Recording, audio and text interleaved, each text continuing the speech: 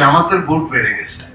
জামাতের যদি 91-এর নির্বাচন, 96-এর নির্বাচন, 2001 নির্বাচনের দিকে যদি আপনি দেখেন, তাহলে জামাতের যে পার্সেন্টেজ ছিল ভোটের আমাদের এখানে ইলেকট্রাল ভোটে, সেটা কিন্তু কোথাও কোথাও ডাবল দেখাচ্ছে, এবং আপনার সেটা একটা আপনার জামাতের ভোট কিন্তু আপনার বেড়েছে।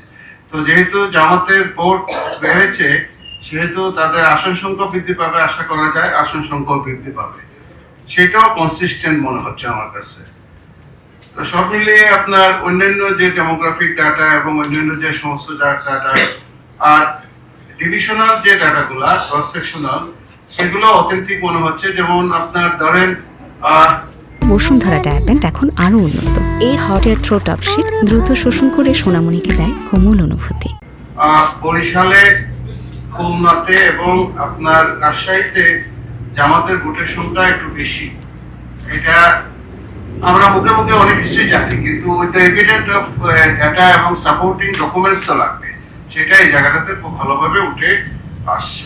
এবং সাপোর্টার অফ জামাত যারা আমরা কনভেনশনালি যেগুলো মনে করি, সেটাও এখানে আসছে, যে একটা আপার ক্লাসের ভিতরে তাদের পপুলারিটি আছে, আর একটা লোয়ার ক্লাসের ভিতরে তাদের পপুলারিটি আছে, আর একটা মিডিল ক্লাসের ভিতরে আপনার বিএনপির পপুলারিটি আছে। আবার বয়স্ক লোক যারা 80 প্লাস, তাদের ভিতরে বিএনপির প্রতি এক ধরনের ফ্যাসিনেশন কাজ করে। ভেরি ইন্টারেস্টিং নিউজ হলো জেনজিদের একটা বিশাল অংশ, অ্যারাউন্ড 70% যারা ভোট দিতে যাবে, যাদের নেতৃত্বে 24-এর গণ আন্দোলনটা হয়, সেই জেনজিদের একটা বিরাট অংশ, অ্যারাউন্ড 70% বলছে যে they would cast their vote in favor of BNP.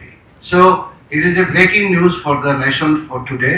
আমি মনে করি যে এটাই মনে হয় শেষ অপিনিয়ন পোল হবে বাংলাদেশের ইলেকশনের আগে, আর 2 দিন আছে আজকে ছাড়া। That could be breaking news I think. এবং আমি এটা বললাম। আর আপনার বাংলাদেশের যে শিক্ষা প্রতিষ্ঠানগুলোতে যে অবস্থা, সেই অবস্থা এবং শিক্ষা প্রতিষ্ঠানগুলোতে রাজনৈতিক চর্চা, শিক্ষা প্রতিষ্ঠানগুলোকে নিয়ন্ত্রণে আনা, গভর্নিং বডিগুলোকে নিয়ন্ত্রণে আনা, 2,500 শিক্ষা প্রতিষ্ঠানে সেখানে ডেমোক্রেসির চর্চা, ভালো মানুষকে দেয়া, শিক্ষিত লোকজনদেরকে গভর্নিং বডিগুলোতে দেয়া, এই সমস্ত কিছুই আমি মনে করি একটা লিঙ্ক আছে আগামী নির্বাচনের সাথে। আগামী নির্বাচনটা যদি ভালোভাবে হয়, তাহলে বাংলাদেশ টিকে যাবে, এবং আগামী নির্বাচনে ভালো প্রতিনিধি যদি আসে, তাহলে বাংলাদেশের স্বাধীনতা, সার্বভৌমত্ব টিকে যাবে বলে আমি মনে করি। আদারওয়াইজ আপনার এখানে সমস্যা হতে পারে। এবং আমরা যে ট্রেনগুলা মিস করেছি অতীতে উন্নয়নের, সেই ট্রেন মিস চলতেই থাকবে। আপনাদের সবাইকে আমাকে